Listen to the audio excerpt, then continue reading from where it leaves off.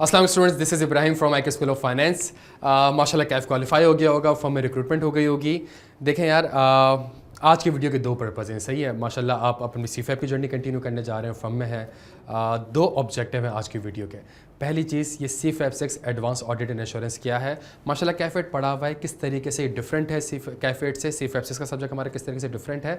और दूसरी सबसे इंपॉर्टेंट चीज़ हमारे पास कि हमारी स्ट्रेटजी क्या होनी चाहिए इसको पास करने की। देखें, CFAP 6 advance audit and assurance एक ऐसा सब्जेक्ट है जिसमें हर अटैम्प्ट में बच्चे का परसेप्शन चेंज होता है और ICAP भी डिफरेंट तरीके से सब्जेक्ट में खेल रहा होता है। फॉर एग्जांपल, लास्ट अटैम्प्ट की बात करूं तो 30 से 35 नंबर का पेपर हमारे पास बुक से आया था। ओपन बुक पॉलिसी होता है तो किताब से आया था। और लास्ट अटैम्प्ट का अगर आप पेपर देखें तो लास्ट अटैम्प्ट के पेपर में उसने कोई एक चीज़ भी किताब से नहीं पूछी। हाईली जजमेंटल पेपर था।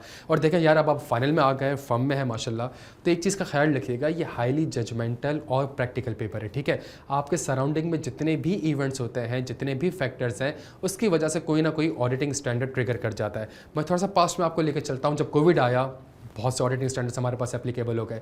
फिर हमारे पास क्रिप्टो करेंसीज वगैरह आई, बहुत से ऑडिटिंग स्टैंडर्ड्स हमारे पास एप्लीकेबल हो गए।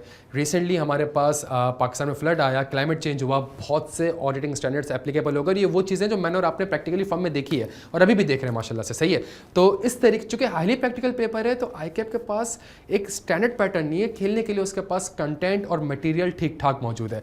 तो एक बहुत ही कॉम्प्लेक्स और प्रोफेशनल और जजमेंटल पेपर है। स्ट्रेटजी हमारी क्या होनी चाहिए? देखें, स्ट्रेटजी हमारी ये होनी चाहिए कि हमारी कोर्स कवरेज 100% होनी चाहिए। सही है, जो कि मेरी हमेशा से कोशिश होती है कि यार अगर इवन क्लाइमेट चेंज भी है ना, तो इसके ऊपर भी कोई ना कोई लेक्चर अवेलेबल होना चाहिए। कोविड भी है तो कोई ना कोई लेक्चर अवेलेबल होना चाहिए। चूँकि सब्जेक्ट बहुत ज़्यादा लॉजिकल है, प्रैक्टिकल है, तो इसके अंदर लॉजिक बहुत ज़्यादा आती है। ठीक है, चीज़ें आपस में लिंक बहुत ज़्यादा होती हैं।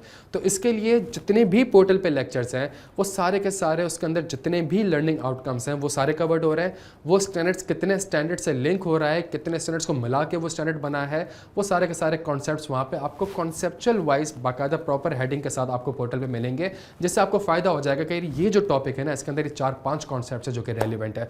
जो वो कॉन्सेप्ट्स आप पढ़ेंगे, जो मैंने क्लास में लेक्चर डिलीवर किया है, वो 100% स्टैंडर्ड से अलाइंड है, जो किताब आप पेपर में लेके जा सकते हैं। ठीक है, तो जब आप पेपर किताब, जो बुक आप पेपर में लेके जा सकते हैं या एग्जाम्स में लेके जा सकते हैं, उससे 100% अलाइंड है। तो उसमें आइजा की बुक रीडिंग में मेरा और आपका फिर इतना टाइम इन्वेस्ट करने की हमें ज़रूरत नहीं पड़ती, बिकॉज जो हम क्लास में पढ़ रहे होते हैं या जो कंटेंट हम डिलीवर कर रहे होते हैं वो एग्जैक्टली हमारे पास आइजा से अलाइंड होता है। और आखिरी सबसे इंपॉर्टेंट चीज़, जो कि ओपन बुक है, तो किस तरीके से यार इसको हम ड्राफ्ट करें, किताब को कैसे यूज़ करें। तो जितने भी सवालात हैं उसके अगर आप आंसर्स देखेंगे तो यार किताब में लेट से ये लिखा हुआ है, ये हमारे पास स्टैंडर्ड्स अप्लाई हो रहे हैं और इसकी मदद से हम इसको इस तरीके से पेपर में डिलीवर कर सकते हैं। तो ये सारी चीज़ अवेलेबल है। सेकंड मोस्ट इंपॉर्टेंट चीज़ जो फाइनल में सबसे बड़ा चैलेंज आता है, हर बच्चा एक जैसा नहीं होता। रीज़न क्या है? किसी की बहुत ज़्यादा लेट सेटिंग्स हो रही होती हैं, कोई फर्म में उसके पास इतना काम नहीं होता है, किसी के पास टाइम होता है, किसी के पास टाइम नहीं होता, किसी की कमिटमेंट्स होती हैं।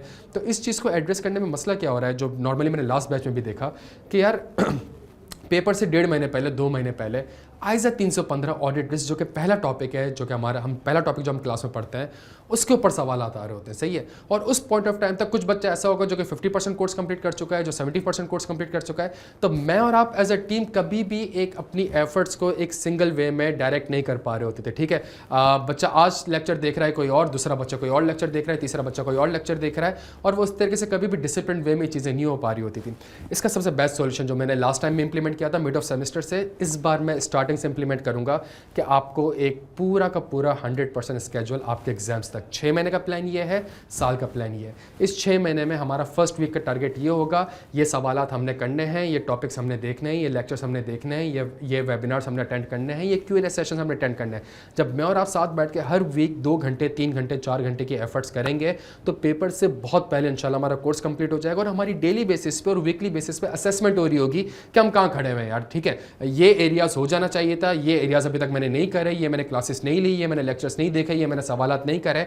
तो अगर हम पूरे कोर्स को कन्वेंशनली जिस तरह पढ़ा करते थे, अगर इसी तरीके से सॉफ्टवेयर को यूज़ करके या पोर्टल को यूज़ करके अगर हम इस तरीके से चलेंगे और आपके पास एक पूरा 6 मंथ्स का या 1 ईयर का प्लान होगा जो कि बाइफरकेट होगा वीकली, मंथली और डे वाइज, जिससे हमें बड़ी आसानी रहेगी ताकि पूरी टीम हम मैं और आप मिलके एक डायरेक्शन में एफर्ट्स लगा सकें कि यार ये वीक हमने ऑडिट प्रोसीजर्स के लिए रखा है। ठीक है, इस वीक में हमने ऑडिट प्रोसीजर्स के लेक्चर देखने हैं, इस वीक में हमने प्रोसीजर्स के लेक्चर अटेंड करने हैं, इस वीक में हमने प्रोसीजर लेक्चर मैंने आपको डिलीवर करना है, इस वीक में हमने प्रोसीजर से रिलेटेड ये सवाल अटेम्प्ट करने हैं, इनके ऊपर कोई क्वेश्चंस हैं वो आप मुझसे पूछ सकते हैं, Q&A सेशन होगा। जब हम इस तरीके से चलेंगे, आप हर वीक का अपना एक टारगेट रखेंगे, आप यकीन करें पेपर्स के एग्जाम लीव से पहले आपका एडवांस ऑडिट का कोर्स कंप्लीट हो चुका होगा along with the book reading.